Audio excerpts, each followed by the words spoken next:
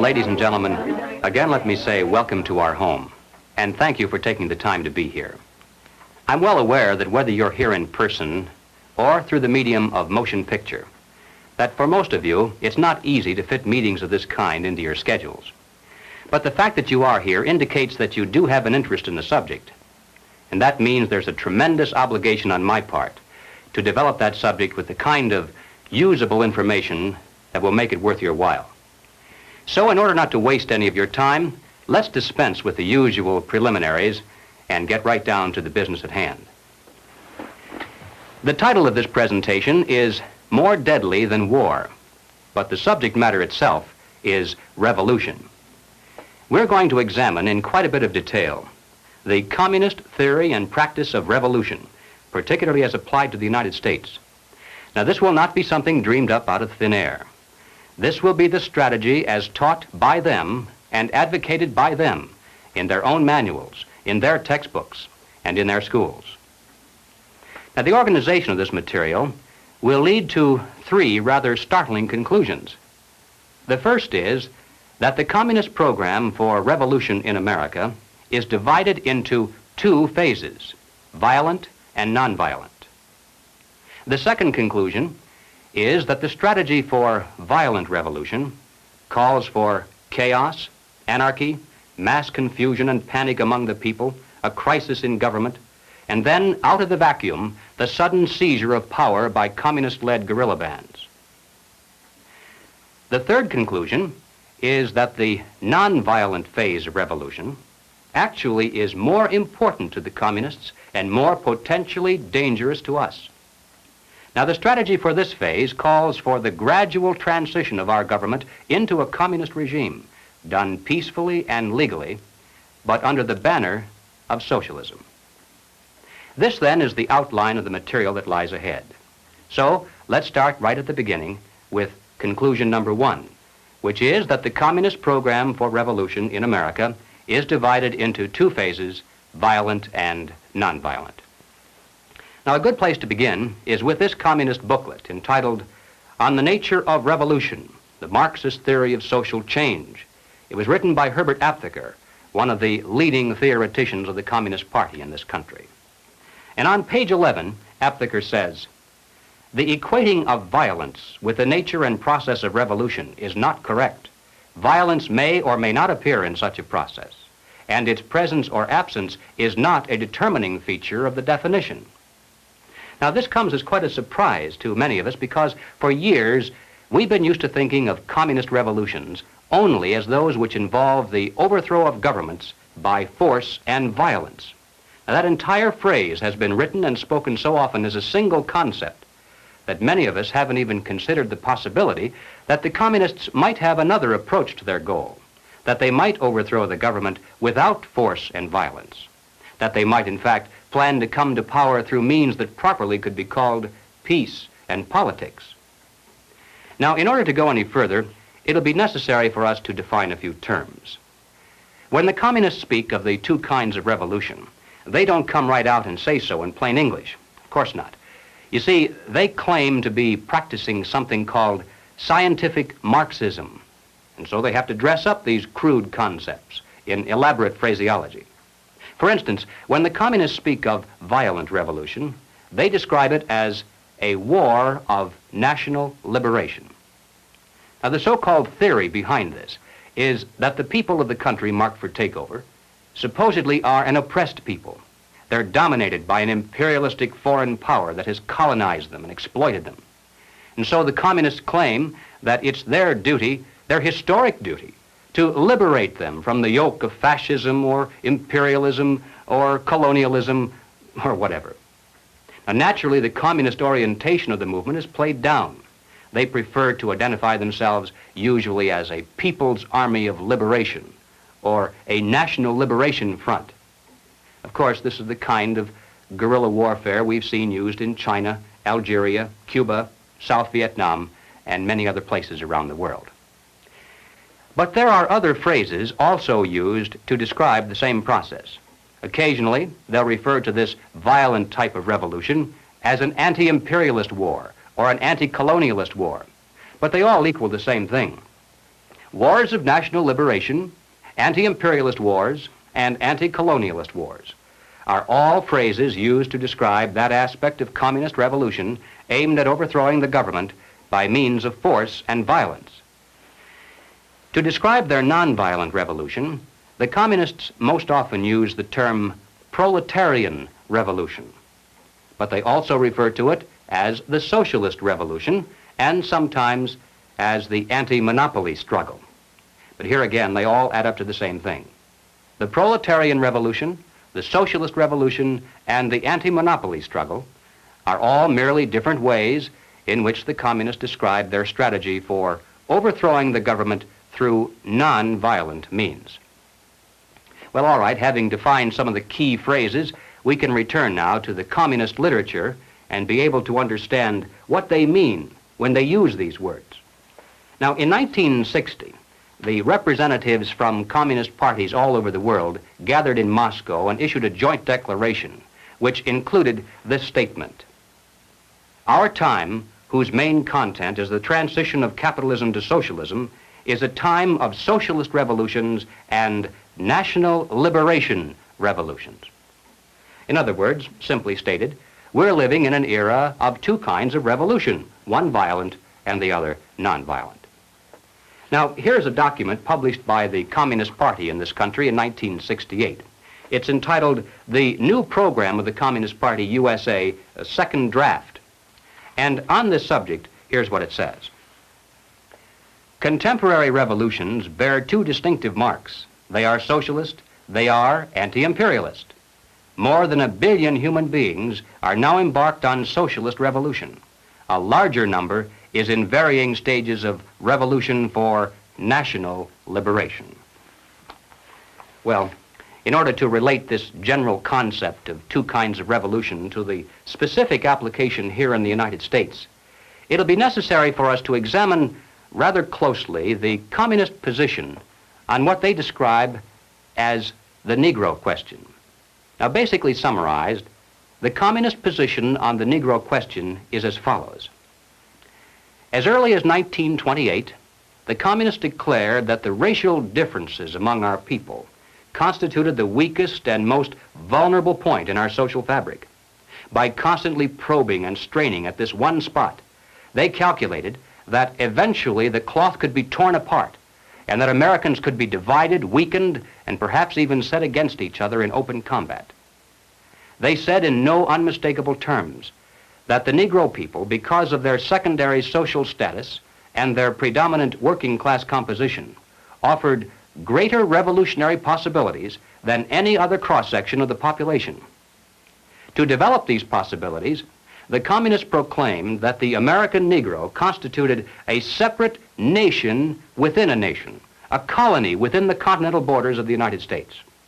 The people of this nation were said to be oppressed and exploited by colonialist, imperialist, racist America.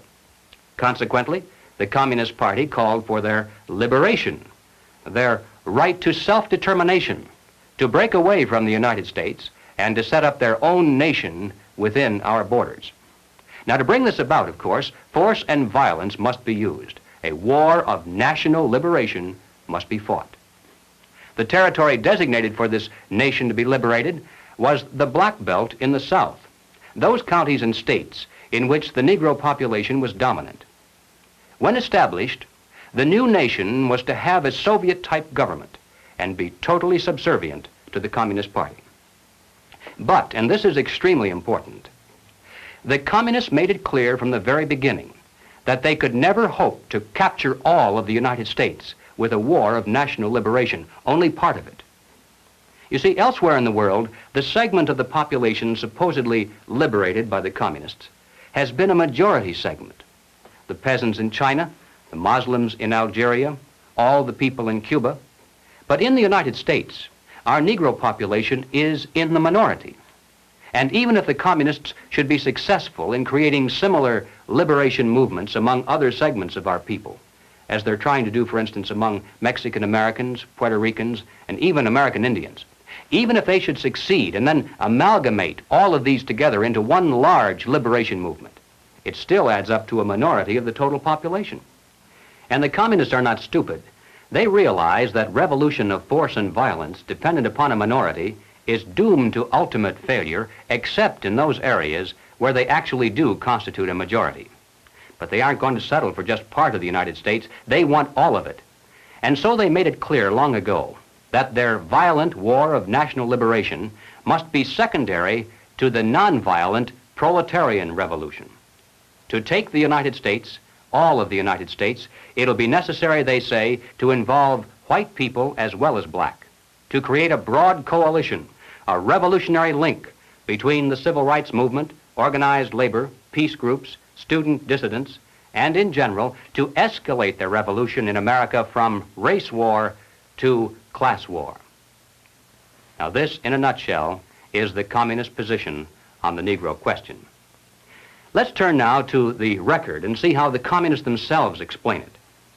Now, this communist booklet, entitled American Negro Problems, was published in 1928. It was written by John Pepper, alias Joseph Pogany. Now, Pogany was sent to this country as the personal envoy of Joseph Stalin, and his specific mission was to bring the American Communist Party into line with the policies and directives from Moscow, particularly with regard to the Negro question. And here is what Pogany said. The Communist Party of America, in its fight against imperialism, must recognize clearly the tremendous revolutionary possibilities of the liberation movement of the Negro people. It is the basic duty of the Communist Party to develop all revolutionary possibilities of the Negro race. The Black Belt in the South constitutes virtually a colony within the body of the United States of America. Self-determination means the right to establish their own state, to erect their own government if they choose to do so. The Communist Party of America must come out openly and unreservedly for the right of national self-determination for the Negroes. But it would be a major mistake to believe that there can be any other revolution in imperialist America than a proletarian revolution. Now let me repeat that last sentence, because it's the key to this entire presentation. It would be a major mistake to believe that there can be any other revolution in imperialist America than a proletarian revolution. Well, moving forward to the year 1935, we come to this communist booklet entitled The Negroes in a Soviet America, written by James Ford and James Allen. Beginning on page 24, the general strategy is laid out in rather graphic form. You see, there's a major heading here entitled The Negro and Revolution. Directly beneath this, there's a subheading entitled Two Revolutions in One. And then within this section, it says, the problem of Negro liberation has two aspects. We shall first consider each separately and then show how the solution for the first flows into the solution for the second. Now, the next subheading then is entitled The Rebellion of an Oppressed Nation. And the section that follows that describes the violent revolution that must be fought to liberate the Black Belt of the South. And then finally, over in the next page, there's another subheading entitled The Proletarian Revolution. And here we begin to get an idea finally of what this phase of the revolution is all about. It says, capitalism is decaying. It is an outworn system. Capitalism is based upon the private ownership of machines, factories, railroads, land, and all other means of production. Only one thing can do away with the basis for the existence of capitalism, the expropriation of the capitalists. And by the way, I'm sure you realize that everyone here, by communist definition at least, is a capitalist. So you should feel good to know that there are those who are planning your expropriation someday. In order to expropriate the capitalists, the workers first need to discard the existing government machinery and to institute a working class government. Under this new workers' government, the building of socialism begins. Now, exactly what that's all about, the building of socialism, we'll get to in a moment. But finally, on page 28, under the third subheading entitled The Combination of Two Revolutions, the communists reveal how the two phases of their revolution are related to each other and which of the two is most important to them. Between the proletarian revolution and the revolution of the Negro people, there is a living link. This is the working class. Here reposes the leadership of the two aspects of the revolution. But the Negro communist is first and foremost the exponent of the proletarian revolution. Well, 1935 is a long time ago, and sometimes we hear it said that the communists have since abandoned this concept. But ladies and gentlemen, they cannot abandon it, for the simple reason that if they did so, they'd be abandoning the classic dual form of revolution dictated by Marxism-Leninism. They'd cease to be communists. To justify violence, they have to be able to claim that they're liberating people. And if people are to be liberated, then it's necessary to go through the motions, at least, of pretending that they have a right to form a nation of their own. And so the communist position on the Negro question today is no different than it was back in 1928. Now, Political Affairs is the official monthly magazine of the Communist Party in this country. The date on this particular issue is November 1968. The feature article for that month was "The Right of Black America to Create a Nation," written by communist theoretician Claude Lightfoot. Now, Lightfoot points out that many years of migration of Negroes into the North and of Caucasians into the South have altered the population statistics to the point where the black belt is considerably smaller today than it was when the communist position on the Negro question was first drafted. Therefore, he says, the concept of a Negro nation must not necessarily be restricted to just one large territory in the South, but must be expanded now to include the so-called ghetto areas in the North. So having updated the basic strategy to reflect present realities, he then repeats the same old communist line. On page 9, he says, "We should call for a plebiscite of all black Americans on whether they want to remain in the general Commonwealth or to establish another nation within the continental United States. Thus, the slogan of self-determination today means the struggle for the right of black America to form a nation if it elects to do so." Now, in passing, ladies and gentlemen, you may have wondered why the Communist Party has been a staunch supporter of the drive to place a black studies curriculum into our high schools and colleges. Well, the reason becomes obvious the minute you take a look at the textbooks and the study guides. The net effect of these courses on the students who enroll is to create a consciousness of nation. By stressing the historical and cultural differences between our black and white citizens instead of the similarities, the predictable impact upon the student is such that he'll view the communist call for a separate nation with far more acceptance than his parents did. Under the guise of academic balance, these courses have become a brilliant device for conditioning young people to accept still one more part of the total program for revolution. But returning once again to Claude Lightfoot, after having called for a separate nation, he then repeats the ever-important point that as important as the national liberation movement may be, it still must be secondary in importance to the nonviolent, peaceful transition to communism called the socialist revolution.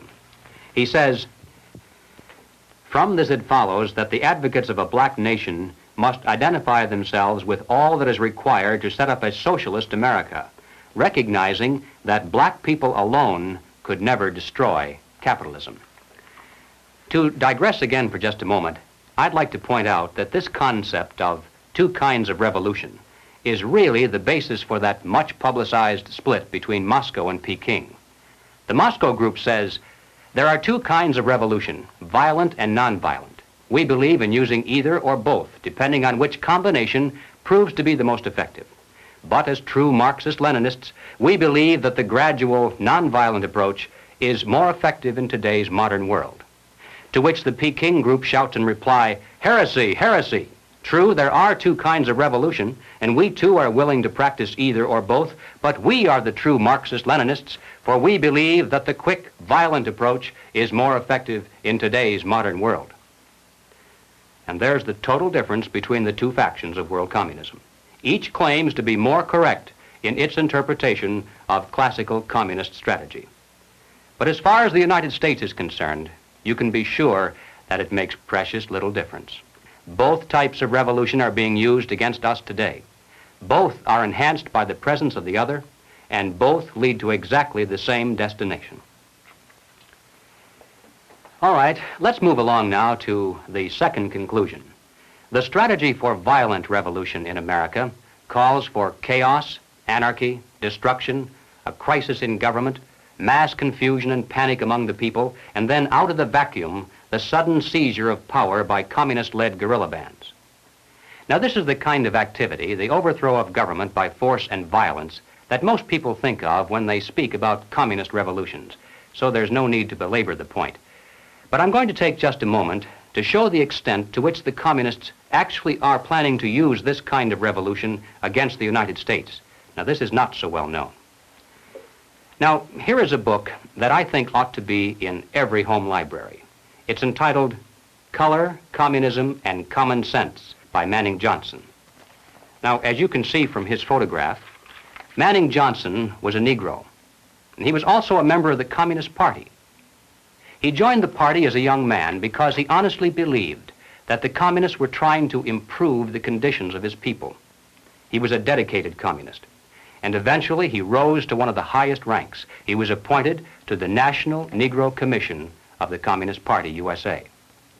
But after many years, Manning Johnson finally came to the realization that the communists weren't the least bit interested in improving the conditions of the Negro people. He discovered that instead they were merely planning to use his people, and these are his words, to use them as cannon fodder in a bloody revolution to destroy America. And when he woke up to this, he dropped out of the party and devoted the rest of his life trying to alert his fellow citizens of all races to the true nature of the Communist Party as he knew it to be from the inside. And this book contains much of that story. I wish I had the time to examine the entire volume with you page by page, but here at least is one short quotation that pertains to the immediate topic. Manning Johnson said, "Black rebellion was what Moscow wanted. Bloody racial conflict would split America. During the confusion, demoralization and panic would set in. Then finally the Reds say," now at this point he quotes verbatim from a communist directive that he studied while inside the party. "Workers stop work. Many of them seize arms by attacking arsenals. Street fights become frequent. Under the leadership of the Communist Party, the workers organize revolutionary committees to be in command of the uprising. Armed workers seize the principal government offices, invade the residences of the president and his cabinet members, arrest them, declare the old regime abolished, establish their own power." Now, here is a piece of vicious communist propaganda that perhaps some of you have seen. It's called The Crusader. It's published periodically in Red China and is widely circulated through the Negro communities here in America.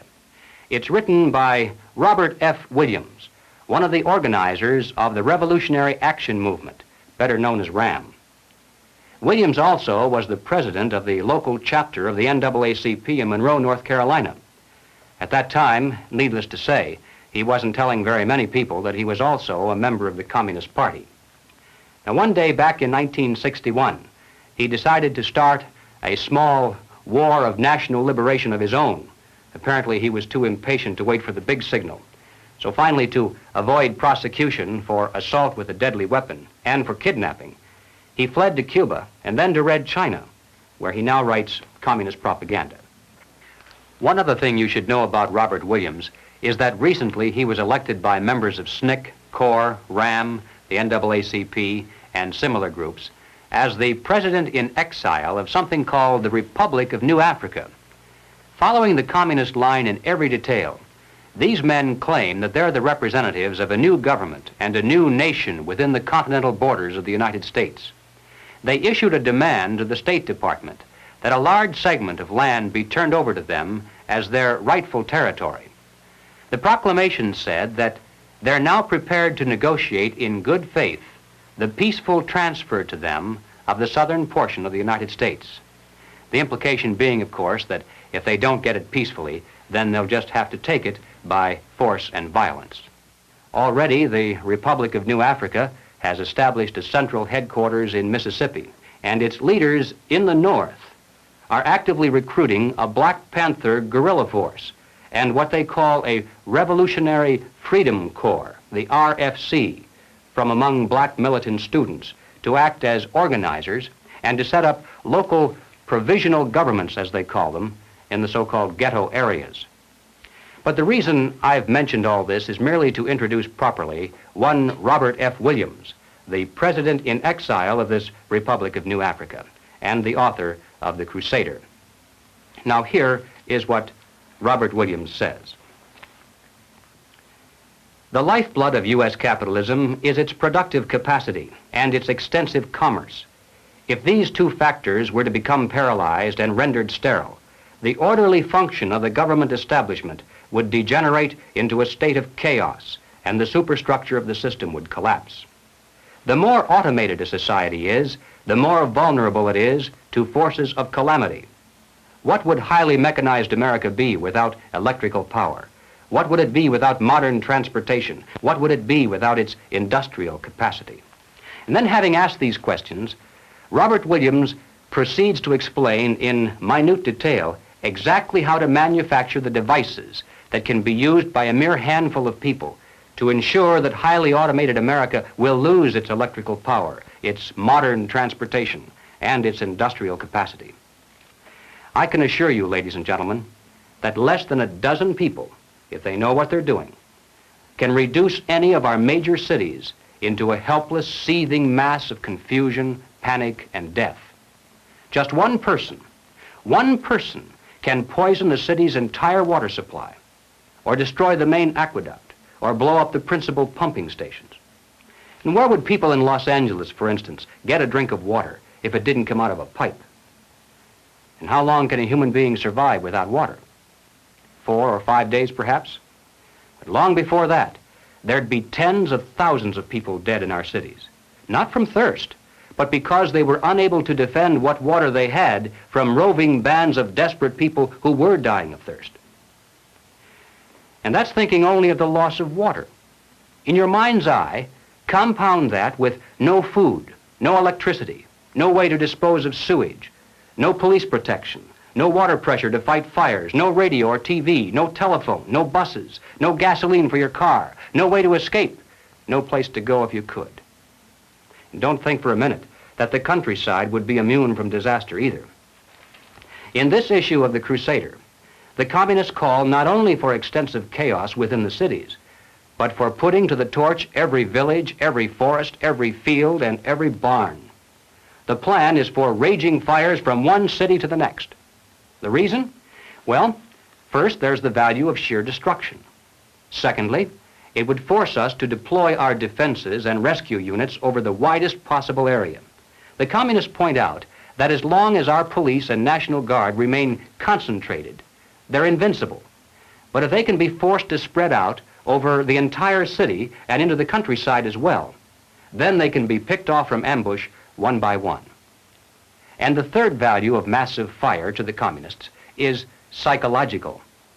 The average American, they say, soft and decadent, when he sees billows of black smoke rising from one horizon to the other, when at night the only light he has to see by is the flickering red from flames leaping into the sky, he'll become paralyzed with fear and panic. He'll run away and hide and do nothing to interfere with the guerrilla bands as they strike at the community's power centers.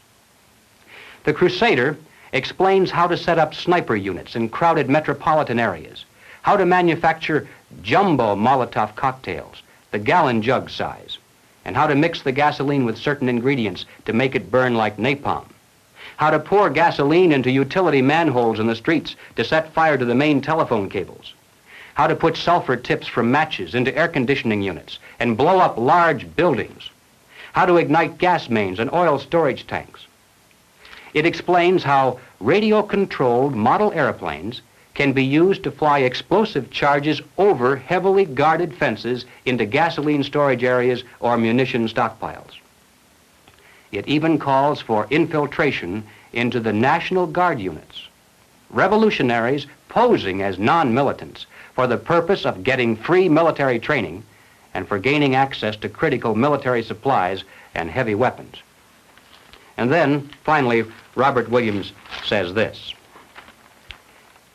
any all-out minority revolution must create a state of crisis wherein almost all of the male population would be forced to remain in their homes to protect their property and families.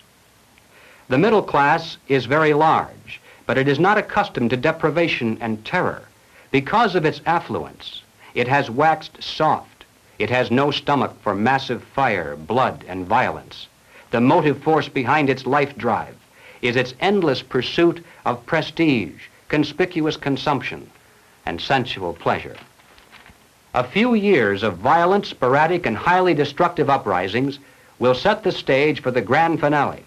After the stage is properly set through protracted struggle, America could be brought to her knees in 90 days of highly organized, fierce fighting, sabotage, and massive firestorm.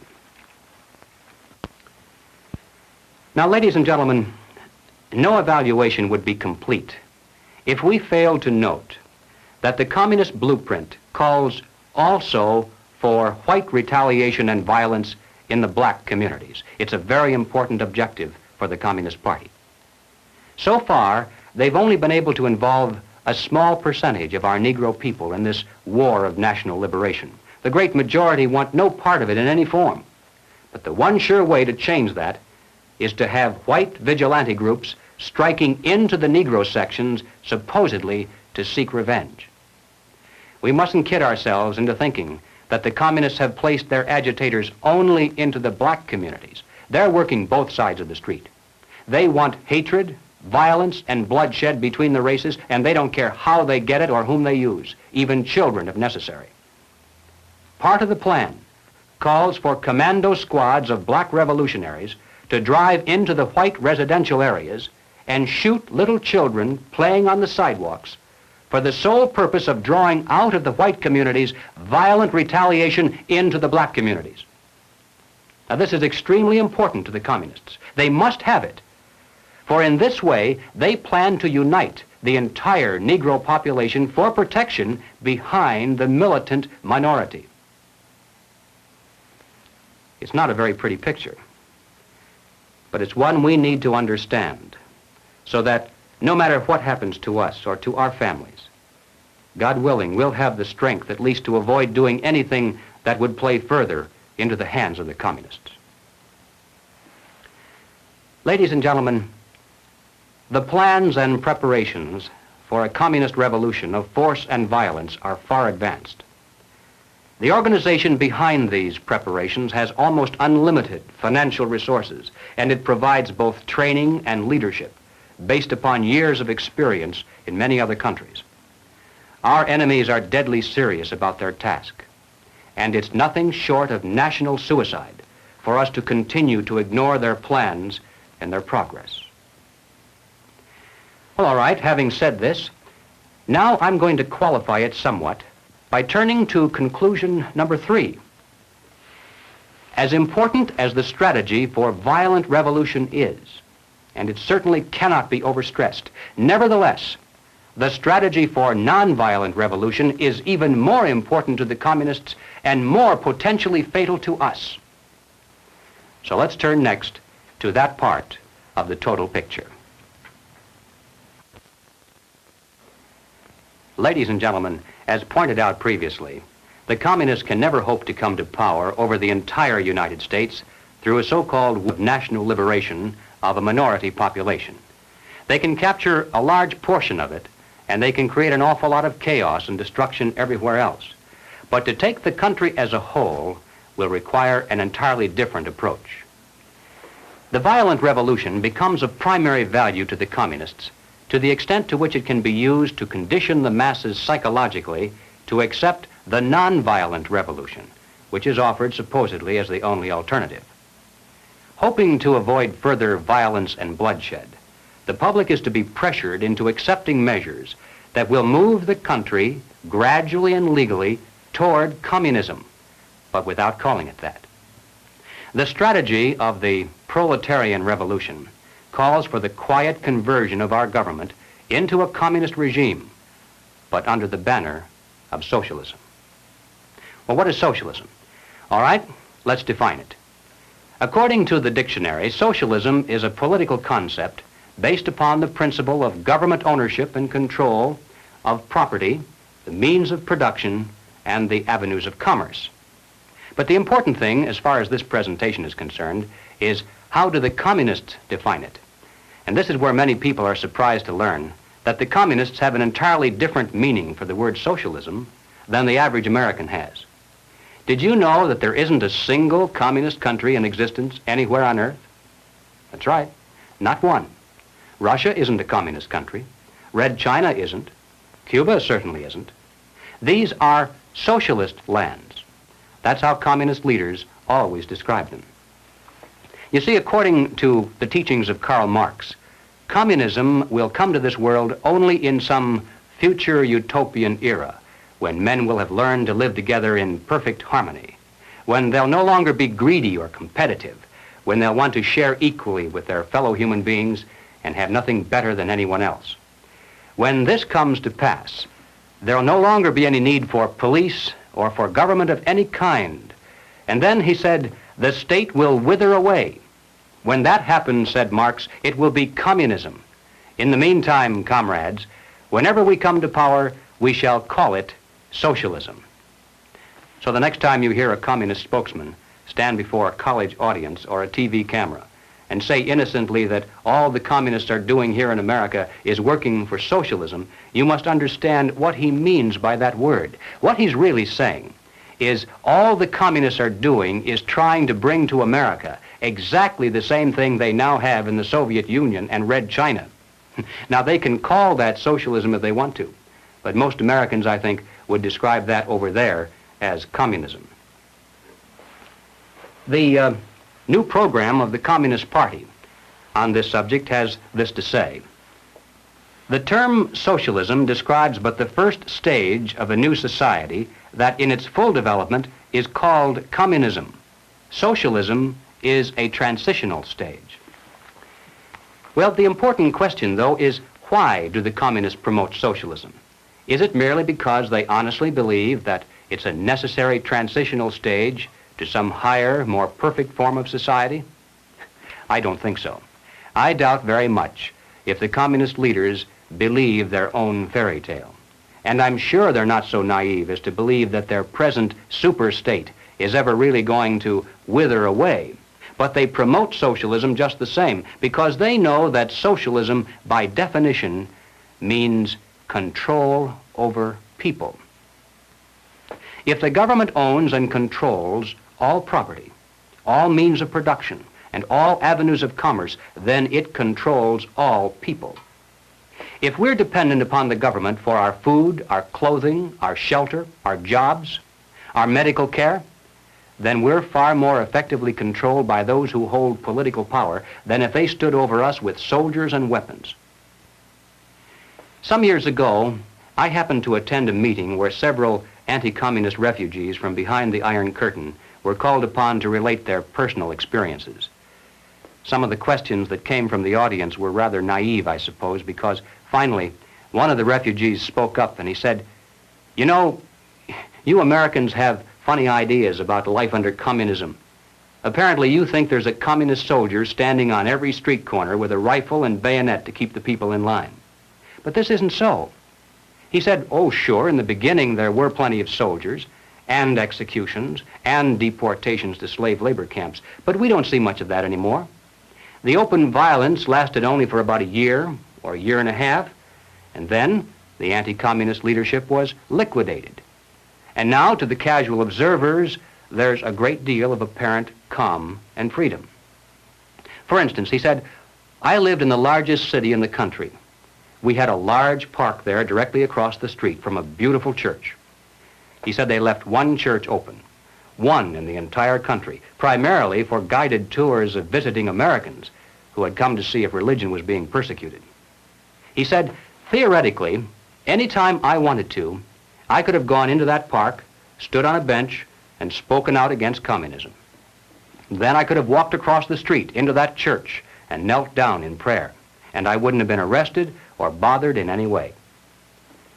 But you can be sure I did not do these things, because if I had, the very next day, the wheels of the bureaucracy would have begun to turn, and I would have been informed that my quota of food stamps had been cut, that my allotment for clothing and shoes had been reduced, that my allocation for living quarters had been downgraded, and finally, that my job assignment had been changed from the kind of work for which I'd been trained to menial labor at lower pay.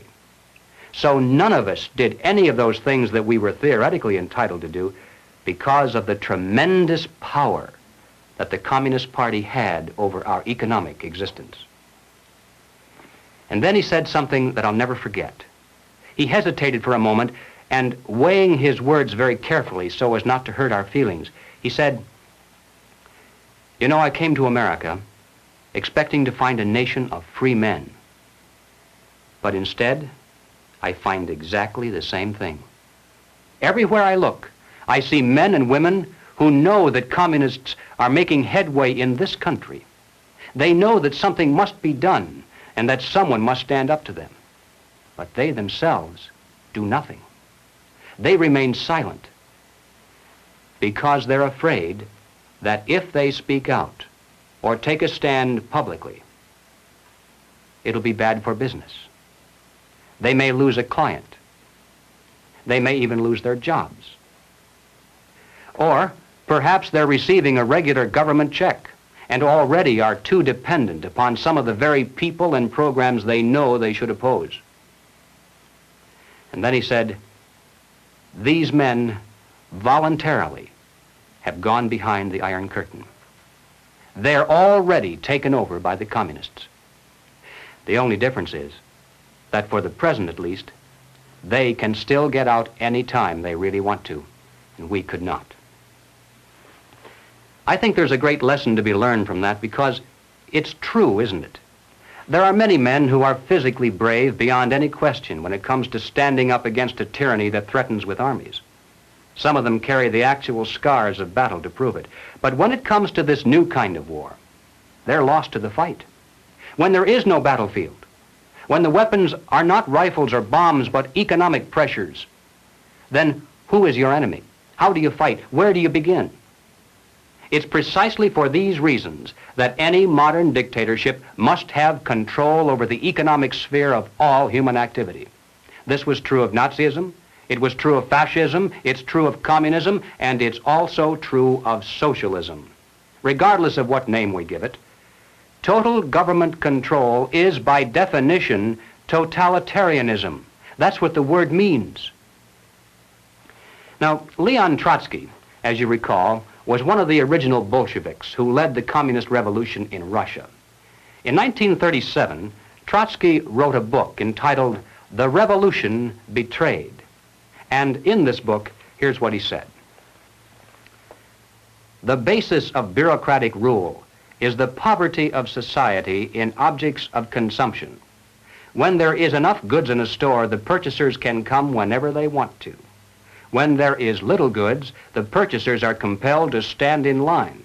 When the lines are very long, it's necessary to appoint a policeman to keep order.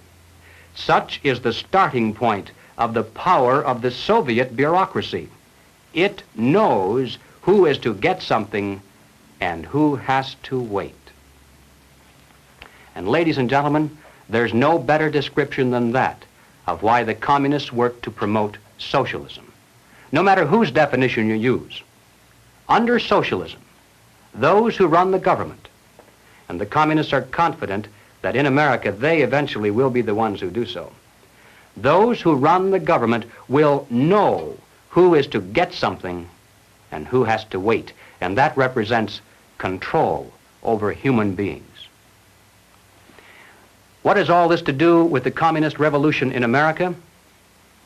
Well, ladies and gentlemen, it has everything to do with it because the building of socialism is the communist revolution in America.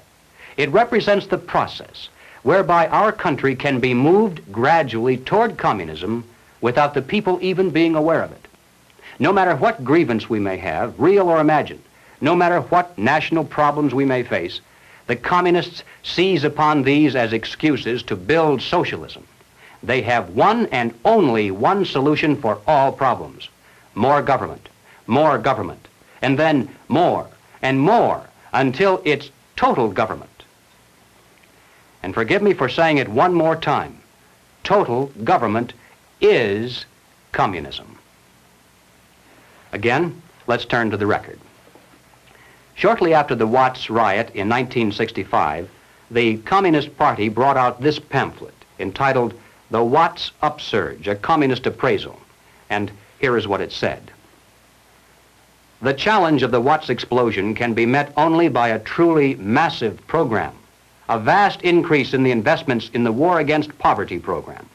What is called for is not only a total economic opportunity program for wiping out unemployment and for proper job training, but a program for the total reconstruction of the area. Now, the People's World, the official West Coast newspaper of the Communist Party, in its August 28, 1965 issue, ran this rather interesting editorial. What is needed now is an effort that begins to approximate the magnitude of the problem. As a minimum, such a program should demand massive emergency action by the federal government. Well, then, 6 months later, after this particular article, the Communist Party came out with this. It's called The New Program of the Communist Party, but this was the first draft, published in 1966. And here's what it said. We favor full use of federal powers to achieve these objectives. Now, as I read this, listen carefully to see if it doesn't sound familiar, perhaps like something you've heard from more respectable sources.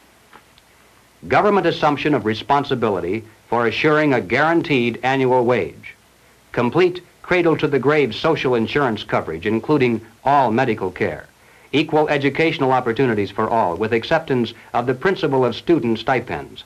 A national reconstruction plan to end ghettos and slums and provide the nation with a modern rapid transit system operated as a public service.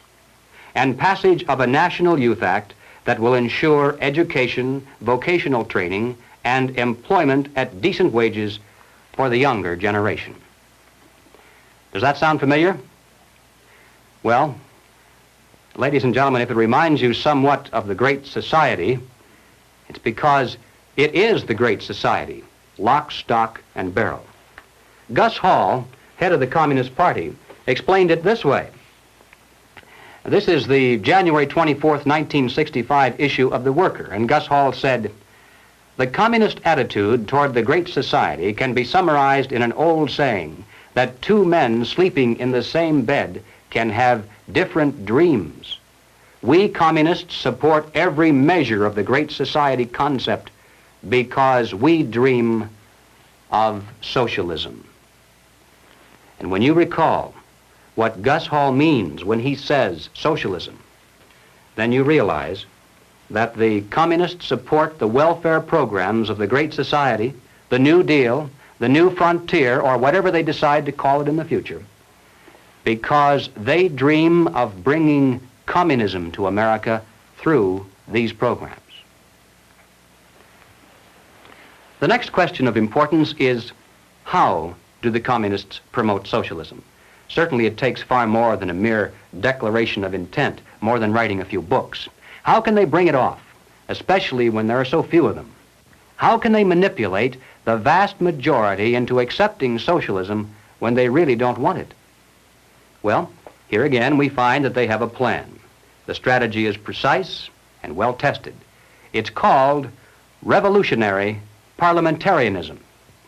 Now, the general strategy employed is a political pincers movement, and these are the terms the communists use to describe it. A pincers movement applying political pressure from above and from below.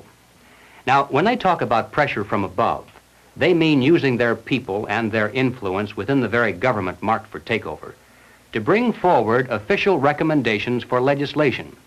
These come from the highest possible levels and carry the full prestige of the government itself. The recommendations, of course, are offered supposedly as solutions to national problems, but when passed into law, Their only real effect is to vastly increase the power of government and to move the country that much closer toward the ultimate goal.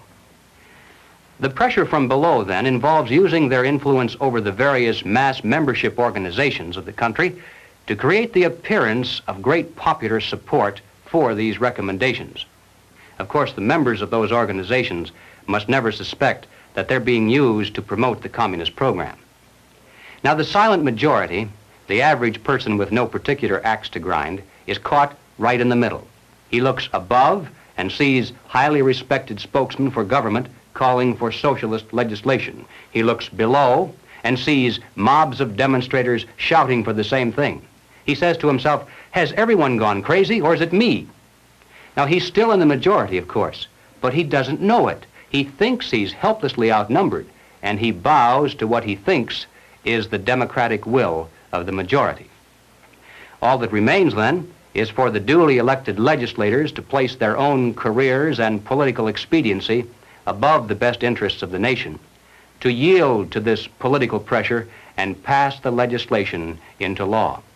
Then the whole process starts all over again with new recommendations from above, new demands from below, and finally, new capitulation in the halls of Congress.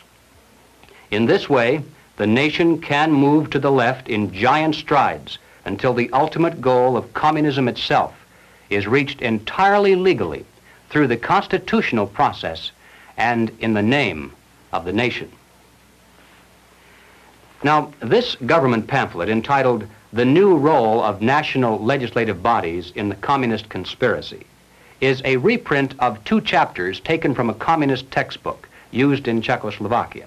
It was written by Jan Kozak, the historian and theoretician of the Czechoslovakian Communist Party. This is one of the manuals used to teach communist cadre how the tactic of revolutionary parliamentarianism was used successfully in Czechoslovakia and how it might be applied to other countries as well. So, as I read this, even though Kozak is speaking of how they did it in Czechoslovakia, think in terms of how the same strategy might be used, or perhaps is being used, right here in America. Kozak said, "The pressure from above successfully employed by our workers' class was the use made of the organs holding powers, the government, parliament, national committees, for bringing about a wide popularization of revolutionary demands and slogans. The fact that such demands and recommendations emanated directly from the highest state organs had a strong influence on their popularization. Whereas pressure from above is the pressure exerted by the organs of the state, pressure from below is the pressure exerted by the popular masses. The united mass organizations, which were led and influenced to a large extent by the communists, represented in this way the direct reserves of the party. All the old proven forms of the struggle were employed: calling of protest meetings, passing of resolutions, sending of delegations, organizing mass demonstrations, and also eventually using strikes, including general strikes. The pressure from below made it impossible for the other parties which had numerical superiority to isolate the communists and to stop the revolution. Thus, it made up for the numerical weakness of the revolutionary representatives. Progress toward socialism may take under these circumstances a democratic and constitutional course. All the changes which in their entirety represent a revolutionary transformation of the capitalist society into a socialist one will proceed absolutely legally and in the name of the nation. Is it possible, do you suppose, that revolutionary parliamentarianism is being used against America today? Is there any evidence of this kind of pressure from above? Well, ladies and gentlemen, all you have to do to answer that question is read some of the official reports and recommendations that have been pouring out in a steady stream for years from the bureaus, special agencies, and commissions of the federal government.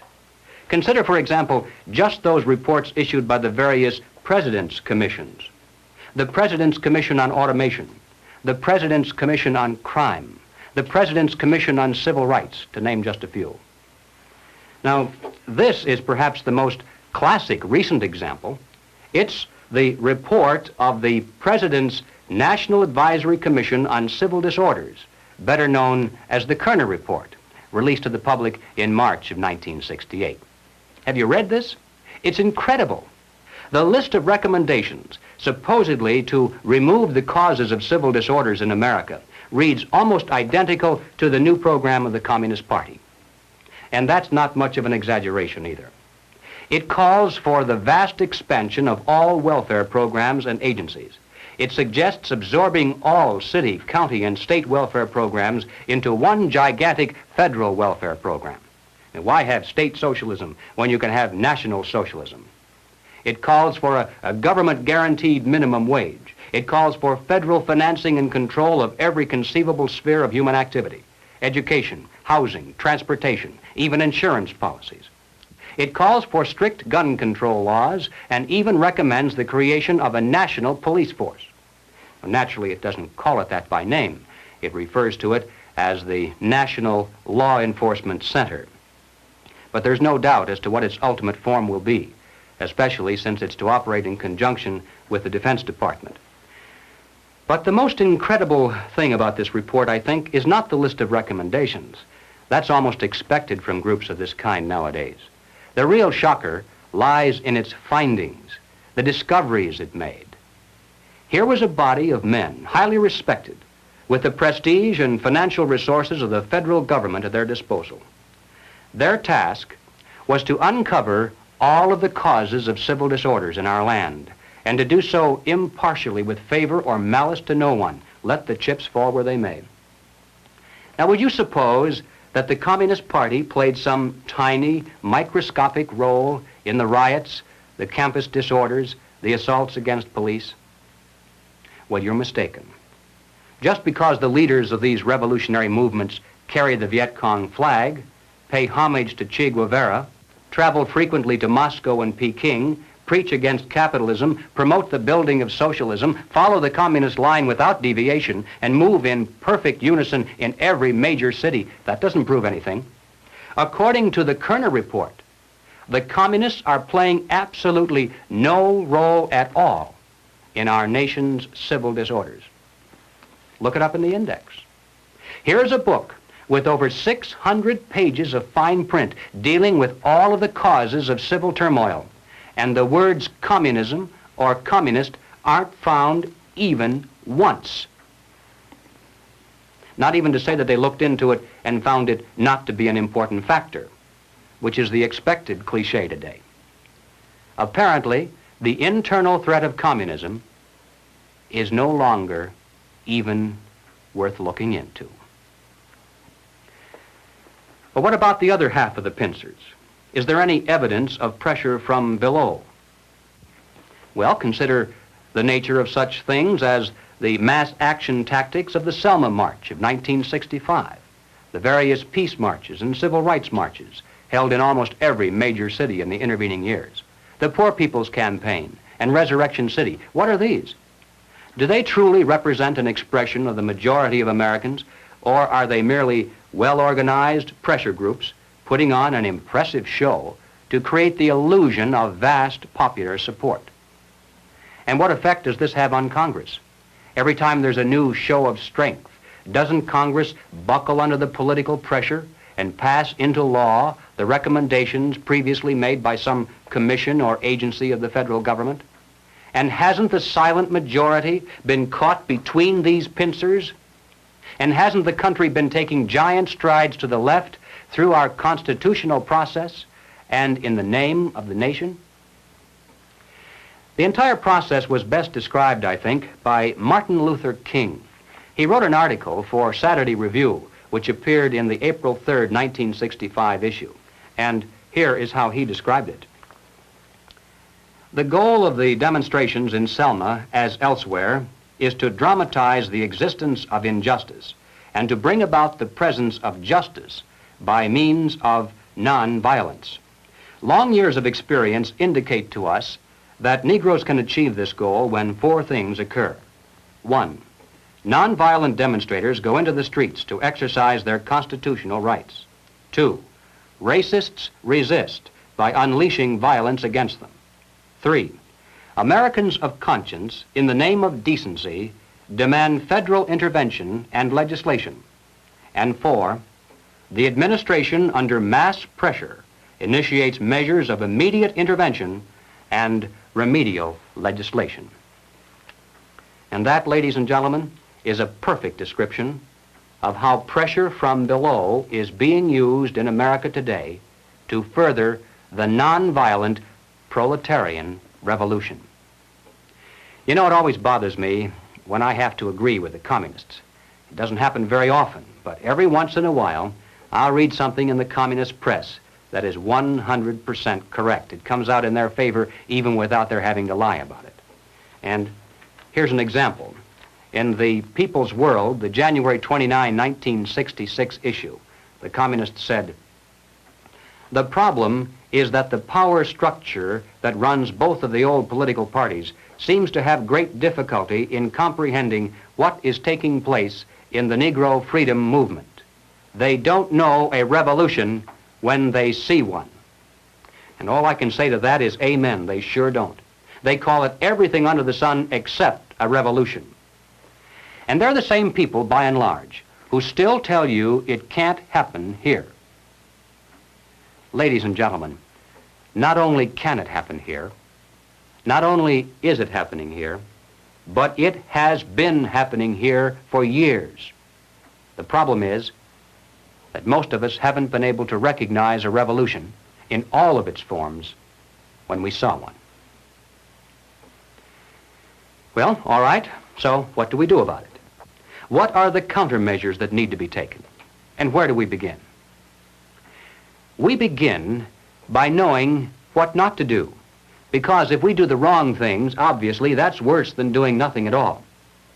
For example, as I'm sure everyone here is well aware, we must not be led into placing the blame for the riots, the civil disorders, on the Negro people of our nation. Even those few who are promoting hatred and violence in the black communities are not themselves the cause. They're merely being used by forces far bigger than they are to promote the violent phase of the revolution in America. Just as many white people are being used, I might add, by those same forces to promote the nonviolent phase. Secondly, and this too almost goes without saying, we mustn't resort to violence either as a means of furthering political or social goals. And we must do everything humanly possible to discourage others from doing so. Third, we must not be fooled into thinking that the causes of our civil turmoil are such things as poverty, poor housing, lack of education, and similar social or economic factors. As a matter of fact, most of today's self-styled revolutionaries, black and white, come from good homes, could earn better than average incomes if they wanted to work. And in fact, they're products of some of the finest institutions of higher learning. We shouldn't be indifferent to the social and economic conditions of those in need, and we should do all we can within the concepts of economic and political freedom to improve those conditions. But let's not kid ourselves into thinking that these are the causes of our national problems today. Fourth, we must not look to the expansion of government and government programs as the solution. As I hope I've made it clear by now, this is exactly what the communists want us to do, because it's the very process whereby they hope to come to power in this country through nonviolent means. These are the things we must not do. What then does that leave on the positive side? Well, first of all, and perhaps most obvious of all, we must support our local police. But that means a lot more than just putting a bumper sticker on the car. It means taking an active interest in civic affairs to ensure that the police aren't saddled with so-called civilian review boards. Nothing can be quite so damaging to police morale and efficiency as converting every arrest into a trial of the policeman instead of the criminal. To support your local police also means making sure they remain independent of control from Washington. And don't forget, whatever the federal government finances today, it shall control tomorrow. Next on the list, we must recapture the American faith in the free enterprise system. Capitalism has become almost a dirty word in some places, mainly because its defenders were busy enjoying the fruits of capitalism while its enemies were busy writing books and giving lectures. Consequently, capitalism has retreated steadily before the onslaught of socialism and now is struggling for its very existence. Young and old, we must become students again and study the theories of Madison and Jefferson, Bastiat and von Mises, just as intently as our enemies pursue the pages of Marx and Lenin, Galbraith and Keynes. Not only must we become grounded in theory, but we must become advocates and spokesmen as well. We must know what we stand for as well as what we oppose. Next, and this is probably the most difficult task of all, we must carry this message regarding the dual nature of communist revolution to our friends, our neighbors, our business associates, and everyone who will listen. Now, this is hard by and large because people don't want to hear it. It's bad news. It spoils the party. But you know, I think it's about time we began to worry less about spoiling the party and more about preserving the system that makes the parties possible. And that means accepting our personal responsibility to do everything we humanly can do to carry the truth about civil turmoil to every man, woman, and child in America.